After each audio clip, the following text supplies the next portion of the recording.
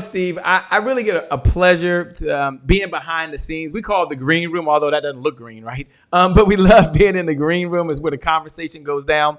You've done so much. Your bio is very extensive. I know I'd be here the whole show if I had to read this bio. Take a moment, if you would. Give me the backstory. Give me the narrative. Who is Steve? And really, what has Steve been up to? Yeah, sure. Well, first of all, I got to tell you how much fun this is. And I want to congratulate you, man, because you're doing amazing work. And it's a real pleasure to be on here with you and all your peeps. So who is Steve? Well, it's a long story. But, Steve is primarily has been for the last 30 years or so, primarily a speaker trainer. So I've been speaking and training since the age of 6. That's like 50 something years ago. But I've been training speakers for the last 35 years all around the world at all different levels, and most of them at the professional elite level. And so the way I sort of got into that was I come from the entertainment background, and I spent about half of my adult life in the music business. Where I was the front man of a band, and all of those things. And then what happened was the band kind of fell apart over a series of years, and I ended up doing this solo thing where I was playing all these bars and pubs, just me on the guitar and singing. And I wasn't really that great a singer. And so people would come up to me and they'd say, Steve, maybe you should just say the words instead of singing the words. So I decided, well, I better become a speaker. So in my early 20s, I started speaking professionally. And by the time I was in my early 30s, I was training speakers full time. And so that's who I've been. And then over the last 4 years or so, some things have been added to that you and I are going to talk about, that have really kind of shifted the focus of my business quite a bit. But it all comes from the entertainment background and the speaking background and the speaker training background and all of that. Well, you have a lot of background going on, which is really cool, by the way. Thanks for sharing that. I guess my question, what should we expect on this particular episode? I know you're talking about thinking big delusional, which is a big word, by the way, that deep thought strategy, but what should folks expect during this particular conversation? Well, when we get into it, I'm going to shake some of their beliefs. I'm going to rattle some of your paradigms. And some of the listeners are going to be listening to this and they're going to go, yeah, that's me. I get that. I so get that. And so we're going to talk about what I call the thinking big delusion. We'll talk about that when we get underway. We're going to talk about the deep thought strategy. I'm going to explain what that is and how it relates to all of your listeners and viewers, whether they're speakers, coaches, trainers, authors, consultants, business owners, entrepreneurs, of any kind. All of this is going to be profoundly relevant. Network marketers, it's going to be profoundly relevant to them all. And so some of your listeners are going to walk away with kind of scratching their head thinking, man, I got some things I got to change. Yeah, I love that. And for Laditra White that's out there right now, and Teresa Thomas who's watching, and Lene Smith, and so many folks that are tuning in. What's up, Kevin? Good to see you, my friend. Take a moment and talk just about the spirit of collaboration, if we can, for just a moment. I know Sunil, did I get that right? I've been practicing his name. Sunil, yeah. I can say now. Sunil has connected us together. And at a time when a number of folks want to hold their resources in the corner and kind of keep it to themselves because there's a scarcity mentality, he wasn't that way. Talk about the spirit of collaboration and how that's more relevant now than ever. Oh, it's totally relevant, more relevant now than ever. You're right. You said some good words there. You talked about the spirit of collaboration and the scarcity mentality. And the scarcity mentality, this is kind of when it reveals itself in people. I was listening years ago to Wayne Dyer, the amazing Wayne Dyer, and he was telling this story. He said, if you take an orange, Shay, you take an orange and you put it in your hand, and if you squeeze it hard enough, eventually what's going to come out is orange juice.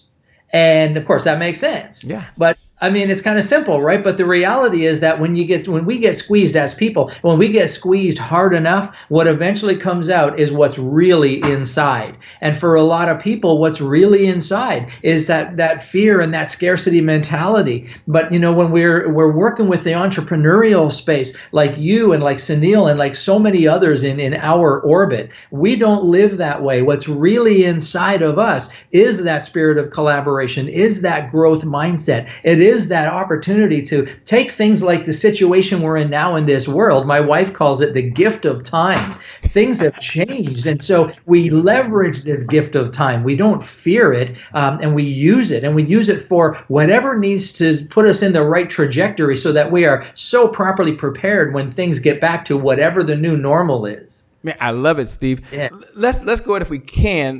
Let's just transition for a moment, if we can, for just a second. I want to just jump right into this whole concept of thinking delusional, just the whole concept. Take a moment, if you would, and frame for the audience. Let's jump right into it. What is it, and then how does that relate to deep thought strategy? I mean, can you connect the dots for us, please? Yeah, I'll connect those dots for you. Okay, so let me tell you a quick story. I'm going to take you back to 2010. And I was running a lot of events, and it's Christmas time, 2010, and I'm walking down the halls of this venue, this event venue, and I noticed this magnificent Christmas tree was there and lots of Christmas decorations. But there was this particular tree was the most magnificent thing I'd ever seen. It was incredible. And so I wondered, who has that kind of skill to do that? So when I met the venue manager, I asked her, I said, hey, did you decorate that Christmas tree and do all this work? And she said no, and she gave me the name of the lady who did it. And then she said this. She said, she's the very best. She's really expensive if you can even get her.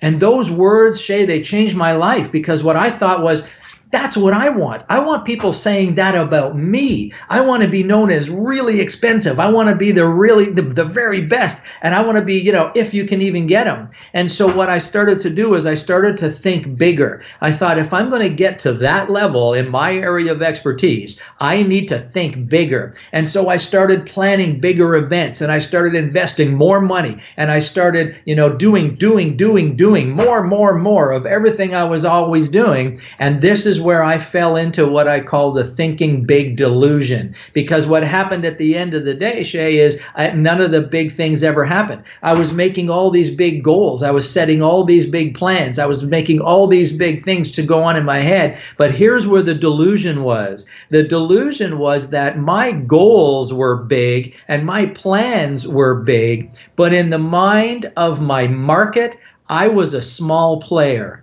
And so there was no way that I could play big because my market saw me as a small player. And so that's the delusion. And I know you've got folks on the line here right today who have done the same thing, where we want to think big. We fall into that thinking big delusion where if I do more, and if I spend more, and if I invest more, and if I just play a bigger game, I'll get bigger results. And it normally doesn't happen. And what I found is the reason it doesn't happen is because our marketplace doesn't see us at the level that we see our potential. So we see our potential here, but the marketplace sees us here, and there's this massive gap. That's where the deep thought strategy comes in, because what the deep thought strategy does is it positions you as a bigger player in the mind of your marketplace before you play a bigger game. And now when you're positioned in the mind of your marketplace, now bigger almost happens all by itself. So the thinking big delusion is the delusion that if I just keep doing more of what I've always done, I will reach the big game. But unless we change our position in the minds of our of our audience, then it'll never happen. And that's the deep thought strategy. Wow. So how do you change the minds of your audience? I mean, I know that's a broad question in the time we have, but go ahead and give us your view of the world. Yeah, sure. So it's kind of like this. I'll sort of explain it this way. If you can imagine a speedometer on your car, and you got the needle that goes sort of back and forth. Okay, so imagine this now. Over on this side, no, over here, right down here at the bottom of the arc here. Over here, this is what I call a position of obscurity. When you're in a position of obscurity, it means that your audience or your marketplace doesn't really know who you are, doesn't doesn't really know what you do. And a lot of organizations and individuals stay in that spot of obscurity forever and ever. But then sometimes, we do a couple of things right. We get some clients, or we get deliver some good service, and we do some good things. We end up at this spot over here that I call competitive. At the competitive state, people know who you are and they know what you do, but there's nothing that separates you from everybody else who does what you do. And so this is where we got caught up in the Thinking Big Delusion, because where we want to be is over here. We want to be over here in a state that I call the one, where you are the only logical choice in your field. And so in order to get to a state of the one, so that you are able to play a bigger game, because if you're at the state of the one, now you're positioned in the minds of your audience as a bigger player. So in order to get over there to the state of the one, we need to create what I call your expert insights. Now, your expert insights, Shay, is a body of wisdom or knowledge that comes from within you that only you can claim ownership of. So what happens now is, if you can present something to the world, something that makes them go, I've never seen it like that before. If your audience can do that, if your marketplace can do that, and when I say audience, I'm talking about a live audience. I'm talking about the people who read your blogs, watch this show, read your articles, watch your videos, come to your seminars.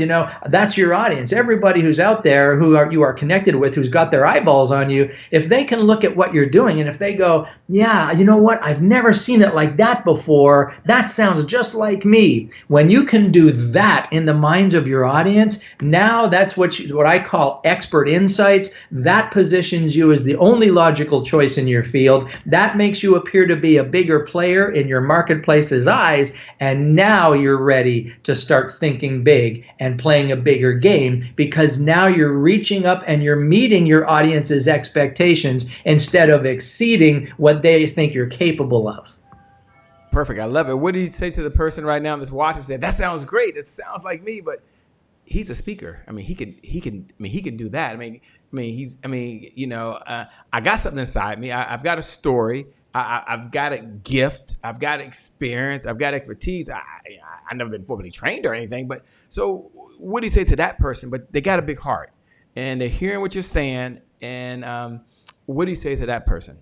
Just listening. I love that. I love what you're asking me, because I mentioned earlier that, my history is in speaker training, but we've kind of shifted a little bit. And because this is what we're finding all around the world now as we travel all around the globe. Well, not so much these days, as you know, but, for many years we've been traveling around the world working with entrepreneurs of all different kinds. And I would say that about 90% of them are in that exact state. They've got something, they got a message, they have an expertise, they have a passion, they have a mission, they have a story, they have a legacy they want to leave. There's a footprint they want to make in this world, and they have that thing and they want to play that bigger game, but they're not professional speakers and they're not formally trained. And here's the good news is, Shay, is you don't have to be a professional speaker and you don't have to be formally trained, because it's not about speaking skills and it's not about selling skills. It's really about this. It's about knowing your market's condition better than your market does,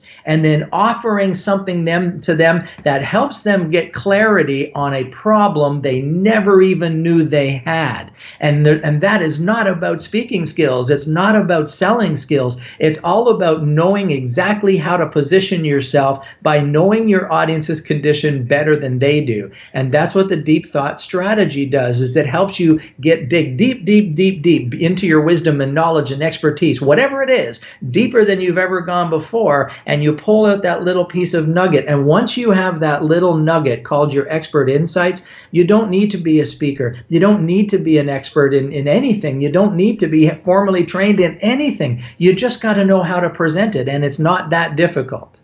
I love it. Just know how to present it.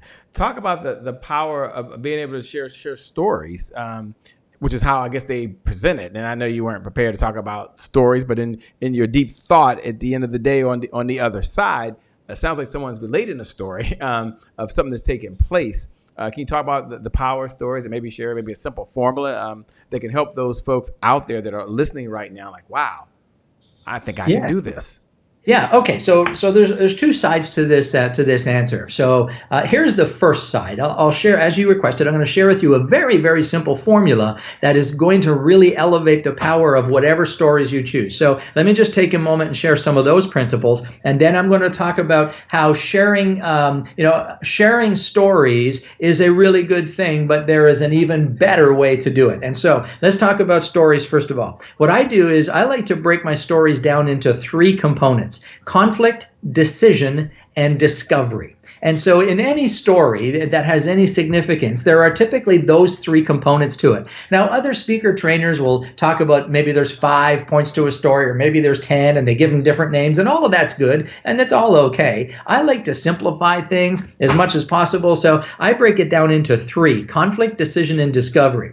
And so, for example, when I told the story about the Christmas tree, what was my conflict? My conflict was I wanted to be the very best, I wanted to be expensive, and I wanted to be, if you can even get them. That was my conflict. And so what happened was you didn't get to the decision and discovery because we didn't go through the whole story. But the discovery at the end of it was that I found the deep thought strategy methodology. And now if you go to anybody in my circle of influence in the professional speaking world and the associations around the world, I'm known as, I'm the very best. I'm very expensive and I'm really hard to get. And so there was a decision in there between the time I had the challenge and the time that I reached the discovery. I made a decision in there that I was going to change my focus. So here's the power of story: is if you can break your story down into conflict, decision, and discovery, it's very easy now to take your story and insert it into your content without a lot of detail. So that's a very simple example of how stories can work. But here's where stories, not just speakers, but where professionals have difficulty, I'll say, when they're trying to fit in stories. Here's the most important story that you can include in your presentation, even if it's not a formal presentation, whether it's on a live stage, virtual stage to thousands of people, or one person, or a boardroom, it doesn't matter. The most important story that you can include that will really get results is your client's story, not your story. Now, sometimes you need your story, but you need to know your client's story. And so that's what the deep thought strategy does, is it helps you understand your client's condition better than they do, so that you can reveal their story in front of them and they go, she's right, or he's right, that's me. And so we reveal this story in front of them and they go, that's my story. And now you've really positioned yourself as somebody who's done, a little bit different, and you've positioned yourself who's, you've raised their eyebrows now. They're kind of going, okay, there's something different about this one. There's something. Now, they're thinking as Dr. Kenneth Thigpen, who's out there right now. Eric is out there right now. Eric Hollick is out there. Sean, what's up? Sean Dory, what's up? I see you, Darlene. Eric Watson, good brother, good to see you. I know on their mind they're saying, wait a minute, he just said tell the client story. So Shay, I know y'all wondering this. Can you ask him, can he tell maybe his client story, right? Like he said, maybe a story that his clients are going through right now. And he works with different folks at different levels. So it's an open-ended question, but I'm going to ask him, don't worry. So Steve, you just said you got to tell your client story. We're all like, oh my gosh, what type of clients does he work with? What is his client story? Okay, I'm going to tell this story of pretty much everybody who's watching or listening. Now, I started it. Yeah, I'm going to tell you, man. I started a few minutes ago, but I'm going to tell the whole story. Okay. So I want you, everybody who's listening, I want you to imagine that arc again. We had that that goes this way. The arc like this for your car. And over on this side, this is what this arc does. This arc represents your reputation. It represents how people in your marketplace perceive you, okay? And what we found is that there are 4 milestones on this arc. I call it your repumeter. There are 4 milestones on this repumeter that indicate how your clients think about you and what they say about you. And the first spot is over here on the arc, and I call that obscurity. Now, obscurity means that nobody knows who you are, nobody knows what you do. And you know you're in obscurity when these things are happening. You know you're in obscurity when the phone's not ringing, you're not getting referrals. You know you're in obscurity when you're thinking to yourself, I got to write another book. I've got to update my Facebook page. I got to update my LinkedIn profile. I got to do another blog post. I got to send another video. I got to do another email blast. And you're doing all of these things because you're trying to get attention. You're trying to get noticed. You're trying to get seen because nobody knows who you are. Nobody knows what you do because to them, you're in a state of obscurity. Now, if you do the game long enough, you go up to this next spot over, let's say about here, and I call this competitive. Now, at the competitive stage in your reputation, this is where people know who you are and they know what you do, but there's nothing that separates you from everybody else who does what you do. And so you know you're in the state of competitive when these things are happening. When, people are calling and they're saying, why would I choose you over this other person? And what happens is you end up giving discounts, or you end up lowering your fees, or you end up trying to elevate the perceived value because what you're doing now is you're trying to get the business before he gets the business or before she gets the business. And you're operating from this state of, I got to be the one that gets chosen because if I'm not chosen, somebody else will be chosen. And you're in the state of competitive when, people are maybe calling you and saying, we'd like you to come and speak, maybe at a lunch and learn. Now, we have no budget for speakers, so, and then what you do is you say to yourself, that's okay, because I could use the exposure because I'm trying to get over the competition. And so that's the state of competitive.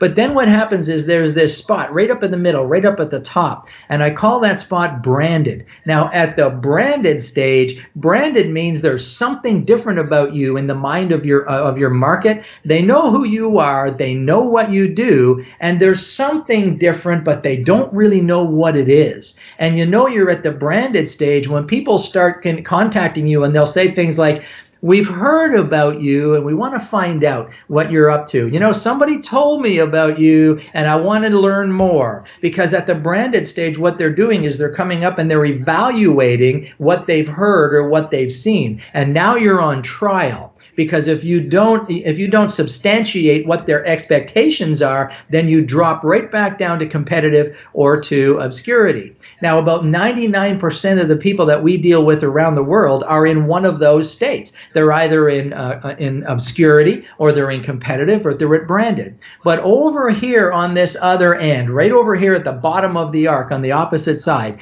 there's this state called the one, where you are the only logical choice. And you're in the state of the one when people are calling you and they're saying, I was referred to you by Bob, and when can we start working together? And how do I pay you? And you can choose who you can work with. You set your own price and people pay for it all the time. And your business now supports the lifestyle that you have created because you are the only logical choice in your field. So if I stop there, Shay, there's more to the story, but if I stop there, here's what's happening in the mind of your audience. Everybody who's listening right now has just heard everything I said, and chances are pretty superb that they've already selected where they are. They're probably saying, oh, he's right. I recognize that. I'm in that obscurity stage. Oh, he's right. I'm in that competitive stage. Oh, you know what? I'd love to be over at V1. And for whatever reason, they've pinpointed where they are on the location of that arc. And I've never met them. I've never seen them. But I've just told their story. And so by presenting a scenario where they can listen to what I'm saying and they go, yeah, that's me. I'm that one. I have written their story. I've revealed for you a problem you never even knew you had, and I've told your story, not mine. And now what happens in the minds of if you're one of the ones that have sort of pinpointed your location, you're probably thinking to yourself, how do I get over to that other spot? How do I get over to this stage over here, this the one place? I want to be that. How do I do that? And so if that's you, then I've already captured your interest because I told your story. Did that make sense what I just did? Yeah, that was like really cool, man. That was really powerful. I love it. I love it. I love it. For those folks that are listening right now, you've kind of broken it down. You've kind of shared exactly why. Take a moment if you would, and do you mind sharing an example of a client that maybe you work with? And I want y'all to know that there's no questions. Like, Steve didn't make me ask some questions. He said, Shay, we can just have a conversation. And we're having a real conversation with real folks. We have real problems. And Steve has some real solutions. So I'm just going to ask him, someone that he's worked with along this journey, and how did he watch them go from where they were to where they wanted to be? Yeah, sure. I mean, there's hundreds of them because this is what we do. But there's one particular one that's coming to mind, and this is a guy from New Zealand, and his name is Axe. Now, Axe is a nickname. Now, Axe is a consultant and trainer, a corporate consultant and trainer. He has a very unique background in that he's an explorer. This guy makes his own boats and his own rowboats, and he paddles them across the most dangerous oceans in the world. And this is what he has done for years. But as a result of that, he has a specific expertise in making mission-critical decisions in volatile and dangerous environments. So what he does is he goes into corporations and he markets himself as a corporate trainer. So here's the problem. In New Zealand, there are 4 key players in his space. There are 4 people or 3 others that he competes with directly. Now, they do different things, but they all market to the same people, and usually, they're always competing against one another. So Axe came to me and he said, I'm tired of competing against these guys and cutting my fees and giving discounts and, doing all of that stuff. He said, I want to be the one. So what we did was we worked with Axe over a period of months, and so we helped him do this. He goes into an organization and he basically says, there are 4 states at which an organization makes mission critical decisions. And he says the first state is called whatever it's called, and the second state is this, and the third state is that. And by the time he does that, his corporate audience, the CEOs or the C-suite decision makers, they go, yeah, that's us. That's the way we do it. And then Axe says, and what you really need to do is you need to do it this other way over here. That's what I do, is I teach you how to do it this way. And they go, well, that's what we want. We want to be there. And so now Axe is the only logical choice, because what happens is he's told them their story. He's said to them, this is how you make decisions probably. You're probably this, or you're that. And they go, yeah, we are. We're one of those. And he says, well, you need to be this other thing. And they go, okay, you're the man. And so now he not only has, as he raised his fees, but he gets far more business than the others. And not only that, but, big companies have moved into New Zealand, and he's getting booked now to be their keynote speakers at like Google and, eBay, and like the big names are going in there. And he's the one being booked to speak at these events because he's positioned himself as the only logical choice using the deep thought strategy. I love it. The deep thought strategy, man, that is super rocking out. Before we go to the segment, today is my January 1st, and we're just rolling right along because of the energy. I'm just curious, folks listening and watching might be curious, why do you do what you do, and what do you enjoy most about it? I mean, you could be doing a whole lot of different things with your time, but you still, you have that fire, they have that passion, you have that energy. Even before we got kicked off, you're like, hey, I'm ready to rock out. I'm ready to go out there and change some lives. Let's go out there and make a difference. So, so I'll tell you this. For the years that I focused on speaker training, what was really driving me at the time was this. I have a gift for speakers. I mean, I'm an okay speaker. You put me on a big platform, big stage, and I can rock like anybody else.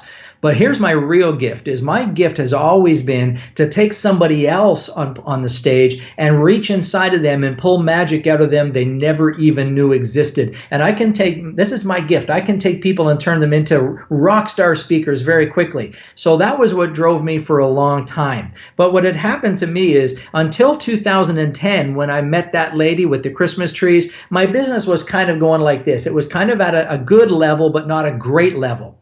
So then what happened was, when I discovered the deep thought strategy and all those things, my business shot through the roof, and we blasted through that 7-figure barrier, and we've been global and traveling the world. I'm living a dream life with my wife. My wife and I are in business together, and it's like this fantasy dream life that we've created. So what I did was I looked back at how it was done, and what started to really drive me was I want to teach other people to do that, because I wanted to know, how did it happen for me? And I wanted to recreate it so I could do it by design. Then I thought, I can teach other people to do this, and it doesn't have to be just speakers. Yes, I can teach speakers to do this, but we're working with consultants and lawyers and healers and doctors and accountants and financial planners and network marketers and and small business owners of all different kinds. So the reason I do what I do is because, first of all, I can, and secondly, it's a really great opportunity for me to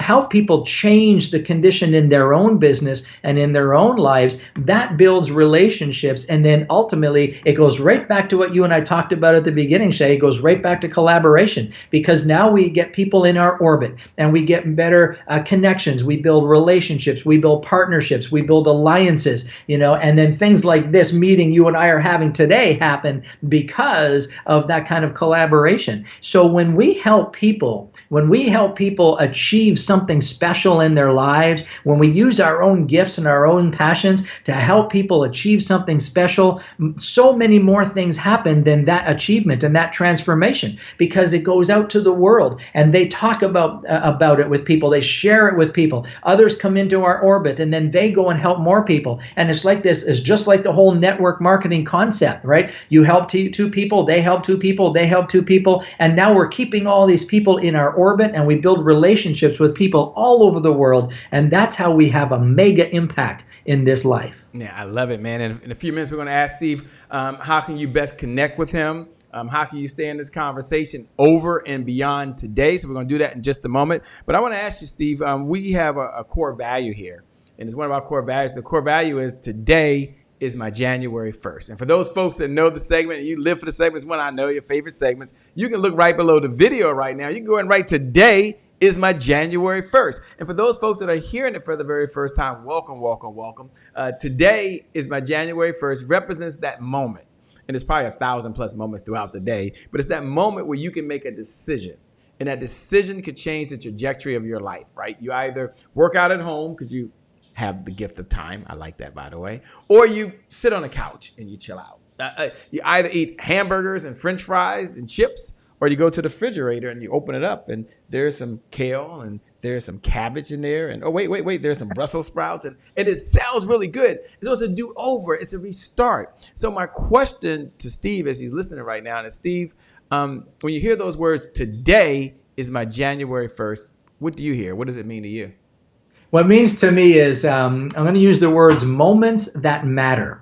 And let me tell you why I'm using those words. I have a client and a dear friend, again, in New Zealand. His name is Greg Ward. And Greg is an award-winning speaker, an award-winning MC. And one of his angles is it's a beautiful thing. He calls it moments that matter. And a moment that matters is this. When there's an opportunity, whatever it is, big, small, that passes by the front of your eyes, you have the blink of an eye to make a decision in terms of how you're going to handle that opportunity. And sometimes, it literally is the blink of an eye that you have to make a decision. Are you going to grab the opportunity? Are you going to ignore the opportunity? Are you going to have an excuse? Are you going to even be blind to it? And we have thousands of these moments that matter every single day in our lives. For example, some of you, you got an email today or a notice and said, get on this call. So that was a moment that mattered. You either clicked the link or you didn't click the link. And in that moment, you clicked the link. That moment may have mattered to you because now you're on this call, and maybe there's something on this call that is of value to you. Had you not clicked on that link, you would have missed that opportunity, and that value may never present itself again in this world. So when you talk about that, today's my, this is my January 1st, what really comes to my mind is it's a moment in time where the blink of an eye can change the trajectory of your life. And we have to be aware of these opportunities that come by us. And I would say that most of us miss most of them because we're not in tune to them, because we're thinking about something else, or we're worried, or we're stressed, or or whatever it is. And these opportunities kind of fly by. There are so many moments that matter that pass by our lives every single day, and we need to be aware of them so that we can take action or not, but we do it by design and not by accident. And so that awareness helps you make every single day your January 1st. I love it, man. Spot on. Spot on. My question to you now is, You probably heard the word that consistency is the key. Consistency is the key. Consistency is the key. And having said that, what do most people struggle with? Well, they struggle with consistency. So there's some folks right now that are saying, yeah, today's my January 1st. Yes, I'm going to tell my story. Yes, I'm going to write the book. Yes, I'm going to get that digital product done. And they're happy, just like they were back on December 31st. After a couple of drinks on the back of a napkin, they started writing down their goals, their resolutions. They don't even remember what they are today. So my question to you is how do you, or what do you share with your clients in order to hashtag stay the course and be consistent? Right. So the way that I talk about it is this way. You're either going to consistently do the right things or you're going to consistently do the wrong things. Either way, you're going to be consistent. All you need to choose to do is, are you going to consistently do the things that are productive and the things that keep you on the path towards your goals? Or are you going to consistently veer off that and veer towards those things that take you away from your goals? And so it's not that difficult a decision. Consistency is a decision to choose a direction and stay on it, and that's it. And so you're either consistently towards your goal or you're consistently away from your goal. Either way, you're going to be consistent. So the choice is yours. I know people who are consistently waving. They go here and then they go there, then they go here, then they go there. That's a consistency as well. They can be consistently inconsistent. Either way, you're going to be consistent. So all you need to choose, it's a very simple choice. The goal is there. It's right there. You can see it. All you need to do is make a decision. That's where you're going to go. And if you choose to be inconsistent, then you're going to go over here and you'll consistently choose to be inconsistent. Either way, you're going to be consistent. You just have to pick the direction. It's really that simple. I love it. How can folks best connect with you? So 2 ways. I think the easiest way would just go to my website, www.stevelowell.com. That's Lowell. So it's www.stevelowell.com. Okay. And you'll find out. Everyone, let's excuse me. Let's just go check the website. So everyone at least open up a browser now. Let's all open up a browser. Right. Sometimes these websites don't work. Nothing personal, but these things do happen sometimes. Technology gets in the way. So we're going to type in www. Everyone open up a browser now. www.what? Steve, Steve, Lowell, Lowell, stevelowell.com. Okay. So, all right, I have confirmed the website works. Yay! That's pretty good. Okay, go from obscurity to success, influence, impact, and wealth. I love it. 50 years on the stage. Mercy. All right, so where should they go? There's a lot of stuff to read on here, my man.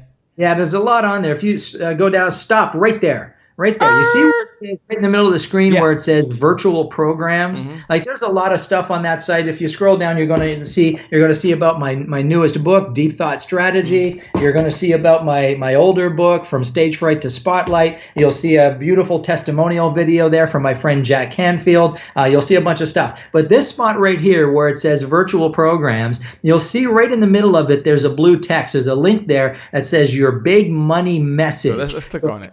Yeah, right there. So click on that, and it takes you to this page called Your Big Money Message, and this is where you can take the deep thought strategy and actually begin to start implementing it and turning every one of your speaking opportunities into payday. Now, the whole Christmas story thing is all there, and it's long. Not going to read it right here, right now, but everything you need to know is there. But here's what you can do. This is an e-learning program. You can purchase it there if you like. But here's another thing that you can do is if you'd like to find out more about how we can help you develop your deep thought strategy, then there's a blue button right there that says book a free 30-minute discovery call. Now, I want to put a qualifier on this, okay? People ask us all the time, how do we work with you? And there are 2 levels. The first level is sort of the elementary level, the beginner level, where we can do speaker training and we can do sales training and coaching. You can get those at a lot of other places. But the deeper level or the advanced level is called the Deep Thought Strategy Methodology. And this you can only get through us. And this is where you use the Deep Thought Strategy to help you break free of the Thinking Big Delusion by crafting your own expert insights. Now, it's not for everyone. We look for for entrepreneurs who are open-minded, who are successful already, have some good success under their belt, who are growth-oriented, who have a vision vision for the future, who are an established expert in their field and want to bring their game to the elite level. That's when you're ready for the deep thought strategy. So if that's you, you can click on that blue button or go to, it's called www.meetsteveandjane. It's Meet the Lowells, meetthelowells.com. But that blue button will get you there. And if you're at that level, then you make an appointment to meet with us. We'll talk to you. We'll discover the whole process with you, and we'll help you define whether or not you're prepared to move into the deep thought strategy process. But that web page alone, for everybody who's at the beginner stage, I'll read that page, look at those online courses. They might be of value to you. Go to my website, buy the books because they may have some value to you as well. And if you're really thinking you're at the advanced level, if you believe you're ready for that, then call us, set up an appointment and we'll chat with you. I love it, man. I love it. I love your heart to give. I love your heart to serve, if I can say that. Let me first say thank you so much. We appreciate you giving so much value. We know one thing, everyone watching, they all, yourself included, can make more money. We get that. We understand that. But here's what we do know, that we know, none of us can make more time. So you can always make more money, but you can't make more time. And Steve has given us the most valuable gift he has, which is his time, by the way. So we appreciate that. So Steve, let me first say thank you so much. We appreciate you. Now I want to turn over you to have your final thoughts, your final comments with the audience as we get ready to go depart. I mean, these lights are going to go off at some point. We won't be broadcasting to the power of those fiber optic lines, and they've got to go execute and have the deep thought and stay in contact. And I encourage all of you to make sure you stay in contact. Make sure you hit that blue button. Hit the blue button, especially if that feels good for you. Hit that blue button. At least have the conversation. Worst case scenario is a waste of your time. Best case scenario is you walk away with one idea that you can use. You walk away with a partnership. You walk away with the solution that you're looking for right now. So take a moment, Steve. Again, thank you so much. We appreciate you. Got to have you back, by the way. Got to have you back. Hey, anytime, great conversation. Man. I love what you're doing. I have so much fun watching your show, and it's just such a privilege to be part of it. And I love the way you're changing lives and you're reaching out there and making stuff happen. And it's just really great to be part of it. Thank you so much, man. Over to you to have your final thoughts and comments. Okay, sure. So one time somebody gave me a gift to put on my dresser, and I see this every single day. I put it on one of the desks in my office, and I want to hold it up for you and your audience. And every single day, this reminds me of a really important message. And I want your audience and I want you to remind yourself of this message as well. You absolutely rock, and don't ever forget that about yourself. And so that's my final word of encouragement for you and your amazing audience. You rock. With that being said, thanks a lot, Steve. You rock and you rock. Everyone look right below the video and say you rock and you rock and you rock. You're amazing. You're incredible. I know one thing for all of you watching, that today is your January 1st. Why? Because you rock. Today is your January 1st. You get that message. You get that story. You can connect at a deeper thought. Connect with Steve. This is your moment. This is your time. With that being said, for you, the best is yet to come. My name, by the way, for those folks who's watching, is Shay Brown, the happy entrepreneur. Make it a great day, everyone. And I promise you, from the bottom of my heart, we'll make some good things happen. We connect again next time. Remember, by the way, time is long. Life is short. Live in the moment and enjoy it. God bless. We wish you success. With that being said, Steve, I'll be with you in just a moment. Bye-bye, everybody. See you later. It's always so much fun.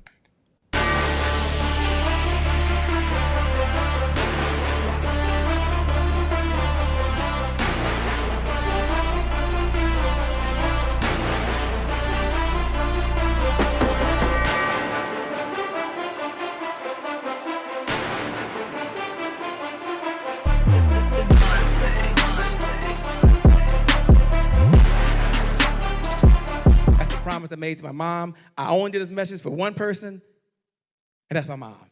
This is for you, Mom. Love you. My name is Shay Brown, the happy entrepreneur. Make it a great day, everyone. Thank you. Thank you. Thank you. All right, Shay Brown. Mic check, mic check. All I do is win, no matter what. Got money on my mind, I can never get enough. And every time I step up in the building, everybody hands go up. Yes. Yeah. And they stay there. And they stay there, and they stay there. Cause all I do is win. Yeah. Thank you, God bless.